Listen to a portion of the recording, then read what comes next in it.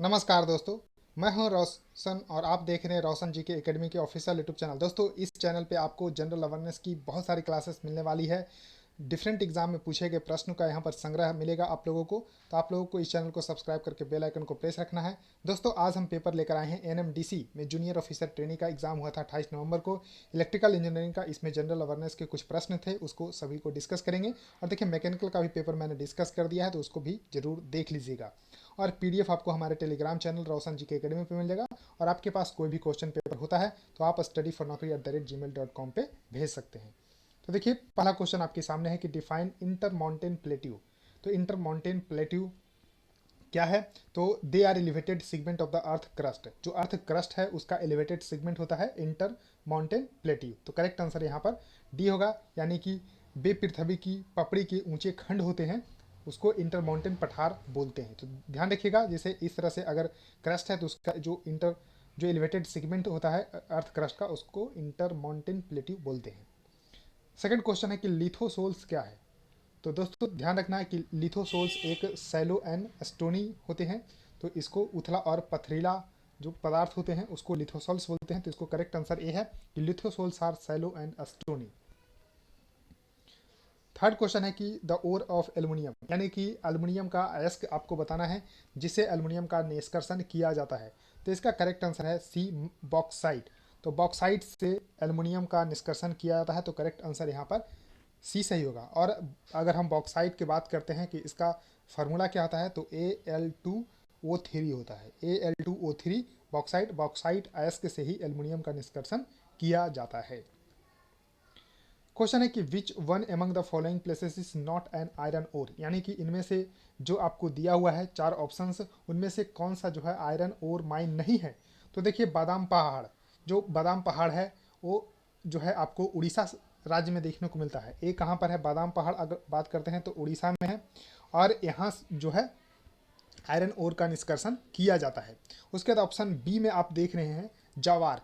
जवार आपको उदयपुर राजस्थान में है, यहाँ से जिंक और लेड का माइन किया जाता है। तो ध्यान रखिएगा, ऑप्शन बी इसका करेक्ट आंसर होगा।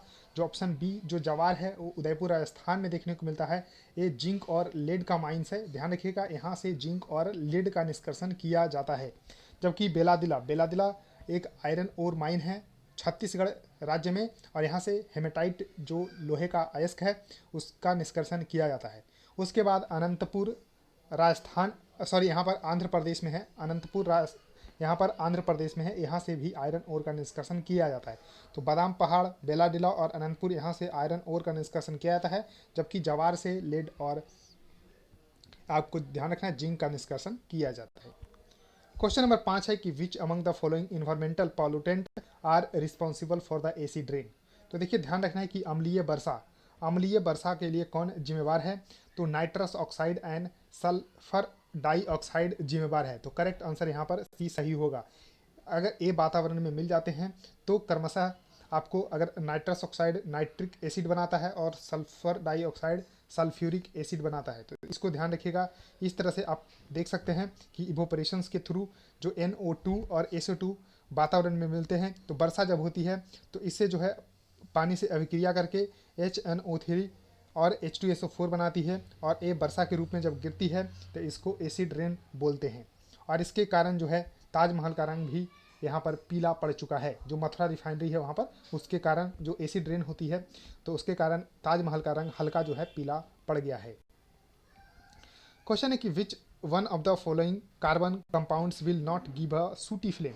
तो देखिए, सूटी फ्लेम क्या होता है? सूटी फ्लेम जिसमें कि कालिख की ज्वाला देगी, यानी कि अगर वो जलेगी तो कालिख की लौ जो है देगी। तो इनमें से कौन सा जो है यहाँ पर कालिख का लौ नहीं देगा, यानी कि सूटी फ्लेम्स नहीं देगा? तो दोस्तों, इसका करेक्ट आंसर है बी, हेक्सेन। हेक्सेन इसका करेक्ट आंसर होगा। ध्यान रखिएगा, बहुत ही इंपॉर्टेंट है। अब देखिए, आपको इसके बारे में कुछ एक्सप्लेनेशन जाना है कि दो तरह के फ्लेम देखने को मिलता है, सूटी फ्लेम और नॉन सूटी फ्लेम। तो देखिए, सूटी फ्लेम क्या है कि अनसेचुरेटेड हाइड्रोकार्बन जैसे कि अल्काइंस तो और एरोमेटिक जो हाइड्रोकार्बन्स है, ये येलो सूटी फ्लेम्स देते हैं, येलो सूटी फ्लेम्स देते हैं। और it is due to the incomplete combustions of the hydrocarbon in air. तो क्यों ऐसा होता है? क्योंकि इनकम्प्लीट जो है कंबशंस होता है और a large amount of the carbon does not completely oxidise in the air and give sooty flame, यानी कि काले की लॉ यहाँ पर देती है।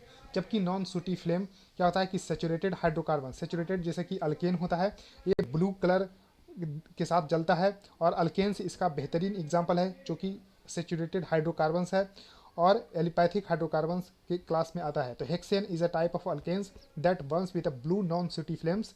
तो इसको ध्यान रखिएगा, तो इस कारण से हेक्सेन इसका करेक्ट आंसर सही हो जाएगा, ध्यान रखिएगा, इंपॉर्टेंट है।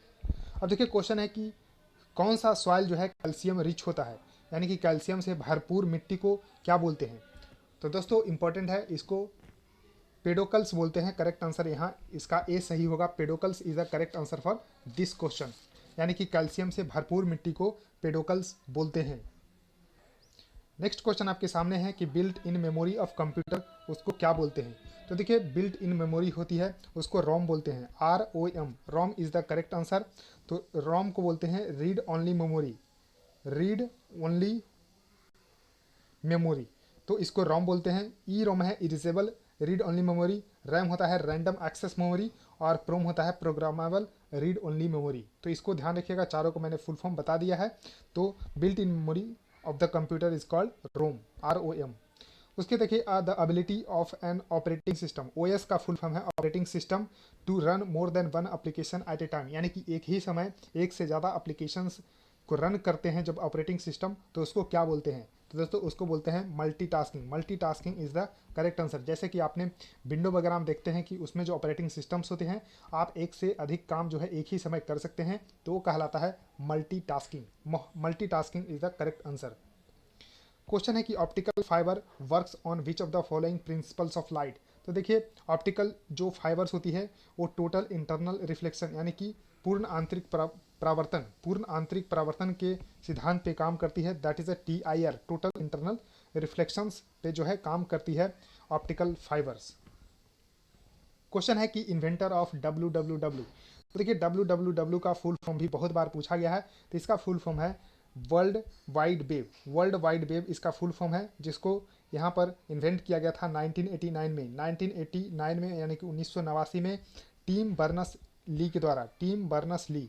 तो इसको ध्यान रखिएगा, टीम है टीम बर्नस ली, तो ध्यान रखिएगा टीम बर्नर्स ली के द्वारा जो है WWW को इन्वेंट किया गया था 1989 ईस्वी में।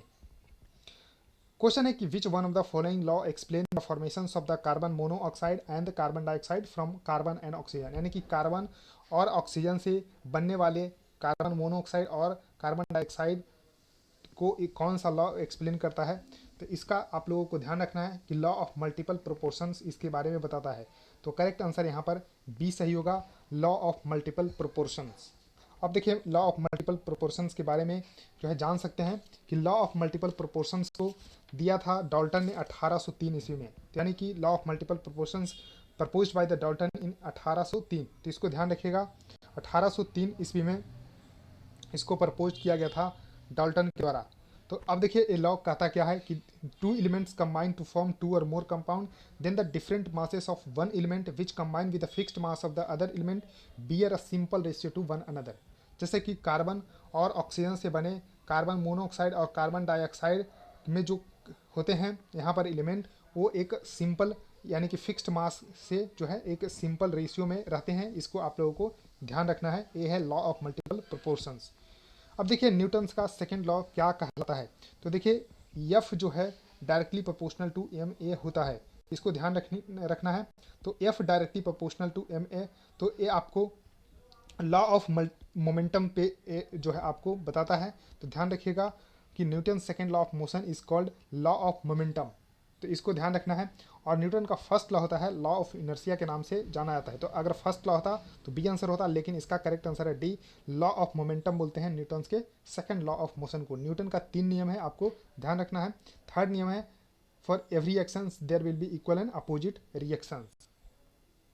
क्वेश्चन है कि hertz is a unit of for measuring. तो हर्ट जो होता है ये फ्रीक्वेंसी मापने की यानी कि आवृत्ति मापने की इकाई है। तो करेक्ट आंसर यहाँ पर बी सही होगा, आवृत्ति मापने की इकाई जो है यहाँ पर आपको यानी कि फ्रीक्वेंसी ऑफ वेव्स को मेजर करते हैं हर्ट्ज में। अब देखिए क्वेश्चन है कि which is the purest form of iron. तो प्योरेस्ट फॉर्म ऑफ आयरन क्या होती है, तो होती है रोट आयरन। तो करेक्ट आंसर यहाँ पर डी होगा, जिसको पिटमा लोहा बोलते हैं। हिंदी में पिटमा लोहा को लोहे का सबसे शुद्ध रूप माना जाता है और इसमें कार्बन की बहुत ही लो परसेंटेज होती है, 0.08%, 0.8% होती है, जिसमें कार्बन की मात्रा कम होगी उतना ही वो शुद्ध जो है आयरन कहलाएगा। तो कास्ट आयरन में अगर हम कार्बन की परसेंटेज की बात करते हैं, कास्ट आयरन जिसको ढलमा लोहा बोलते हैं, इसमें 2.1 से लेके 4% तक कार्बन वैरी करता है।